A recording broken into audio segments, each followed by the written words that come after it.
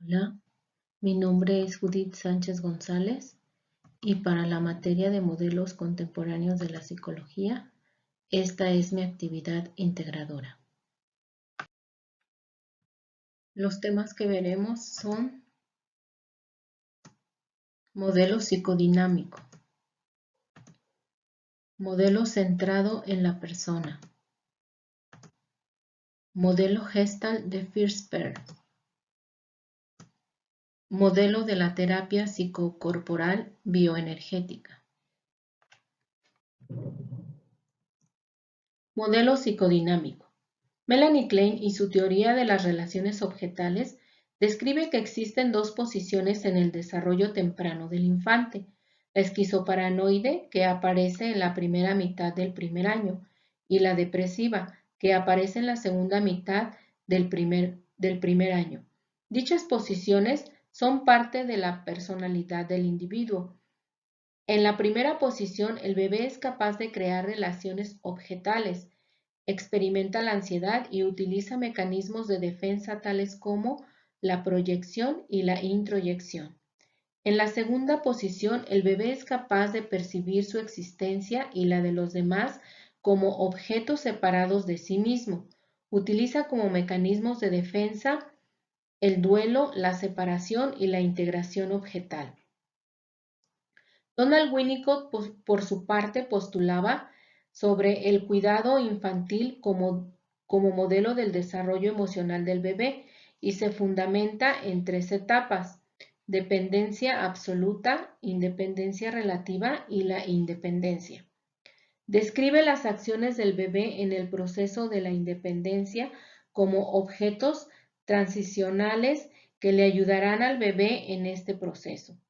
Hablaba del verdadero self y el falso self, que se crea con los cuidados de la madre, que la madre ofrezca al infante, por lo que es primordial el papel de la madre. Por su parte, Margaret Mahler habla sobre el nacimiento psicológico del infante. Esta teoría está planteada en tres fases: autista, simbiótica y la de la separación e individuación. En la primera fase, el bebé solo responde a los estímulos internos y externos, dependiente totalmente de la madre para satisfacer sus necesidades. En la segunda fase se refiere a la fusión que existe entre la madre y el bebé, siendo éste dependiente de la madre y ella parcialmente de él. Es aquí donde se producen sentimientos de identidad y en su simbiosis normal se manifiesta con la sonrisa auténtica del bebé hacia la madre. La última fase se divide en 4 subfases: diferenciación, ejercitación locomotriz, de acercamiento y la de individuación, como el camino para adquirir autoidentidad. La forma en que los niños enfrentan cada una de estas determina en gran medida la naturaleza de sus relaciones interpersonales con modelo centrado en la persona. En este enfoque de Carl Rogers se sustenta principalmente en la dignidad de la persona, que es inherente a la persona, y en el potencial que ésta posee. La empatía que muestra el terapeuta será fundamental para lograr el proceso de comunicación entre el cliente y el terapeuta. Carl Rogers realizó la teoría de la personalidad, con la cual contribuyó enormemente a la comprensión de sí mismo, y resaltando la autodeterminación que tiene cada individuo para lograr ser la mejor persona que puede llegar a ser. En este enfoque no se trata de diagnosticar a la persona, sino de fungir como un facilitador, ya que este modelo propone que sea el cliente quien se abra ante el terapeuta y el mismo cliente, a través de esta apertura que tenga en su autoexploración, definirá qué cambios de paradigma le gustaría hacer para llegar a la autorrealización. En este sentido, Roger afirma en su libro llamado Terapia centrada en el cliente que el comportamiento de la persona está íntimamente relacionada con su modo de percibir las cosas, de tal forma que si se da un cambio de comportamiento, se da un cambio de percepción. Se establecerá una relación transferencial con el cliente en el momento en el que el cliente experimente que otro, o sea, el terapeuta, comprende su propia personalidad más que él mismo. En este proceso es probable que surjan los mecanismos de defensa, de los cuales nombra tres. El primero surge cuando una serie de experiencias no están de acuerdo con la imagen del yo. Estas se reconocen como amenazadoras. La segunda es la puesta en marcha de la defensa. Ante las perspectivas perturbadoras, se pone en marcha para impedirlo, el llamado proceso de defensa a través de la percepción selectiva. El tercero son los síntomas consecuentes que aparecen, entre los que destacan la rigidez al percibir, la simbolización incorrecta, la discriminación conceptual insuficiente o ausencia de ella. Es de suma importancia el encuentro interpersonal entre el cliente y el terapeuta, porque lo que se debe establecer es una relación humanista, de total empatía y sin juicios. Modelo Gestalt de Fritz-Perls. Este modelo se fundamenta en los postulados existenciales y fenomenológicos para más tarde fundar la terapia Gestalt, en ver a las personas como un todo, mente, cuerpo y alma, capaces de comprender su situación actual tal como la experimenta. Se caracteriza por ser fenomenológica, pues se basa en las percepciones de la realidad del cliente.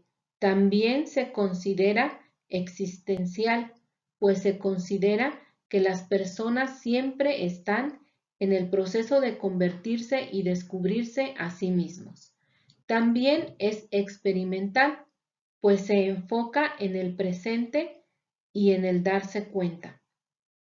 El darse cuenta es fundamental en el desarrollo personal y el potencial del individuo, mediante la percepción, el sentir y el actuar. El terapeuta, por su parte, deberá basarse en las emociones del paciente y no en sus propias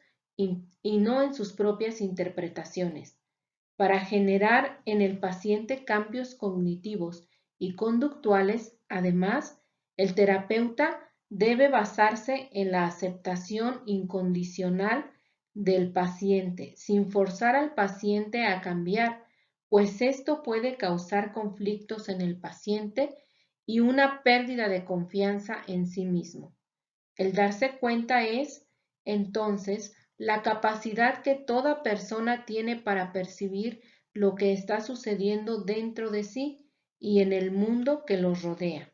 Existen tres formas en las que el cliente puede llegar a darse cuenta: mediante el contacto con su entorno a través de los sentidos, pues es un ser en construcción y se ajusta continuamente al medio ambiente.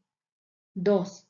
Mediante el aquí y el ahora, dejando el pasado y el futuro en un segundo lugar. 3. Mediante la responsabilidad y asumiendo y haciéndose cargo de las consecuencias de sus propios actos. Esto significa el manejo adecuado de la culpa y el resentimiento. Modelo de la terapia psicocorporal bioenergética.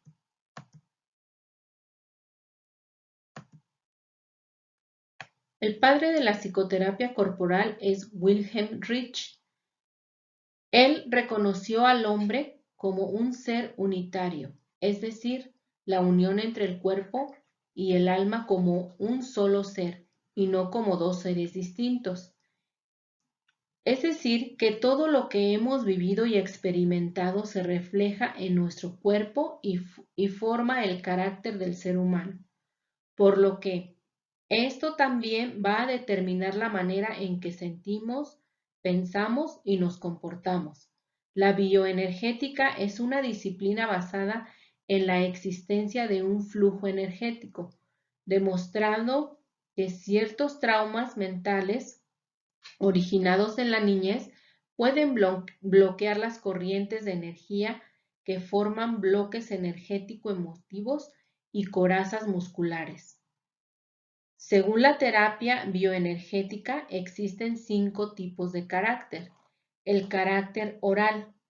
Este presenta rasgos infantiles, apego a las demás personas, poco sentido de independencia, presenta necesidad de protección y cuidado, se siente incapaz de valerse por sí mismo. El carácter esquizoide. Estos sujetos sufren de fuertes trastornos afectivos, evitan relaciones íntimas y sentimentales, tienen poco contacto con sus sentimientos, se sienten indefensos y presentan una personalidad compuesta de oposiciones. Carácter masoquista. Este percibe como placer el dolor o sufrimiento. Sufre de ansiedad constante y esto le produce dolor. Muestra una actitud negativa persistente pero sumisa. Y en el fondo se siente superior. Muestra rencor y necesita aprobación. Carácter psicopático. Predomina la negación en los sentimientos. Desea alcanzar poder y dominio y control. Es antisocial y no confía en nadie. Es mentiroso y manipulador. Carácter rígido. Este sujeto es orgulloso y egocéntrico y tiene un alto grado de autocontrol. Es consciente de la realidad, es ambicioso y competitivo. Puede llegar a ser agresivo.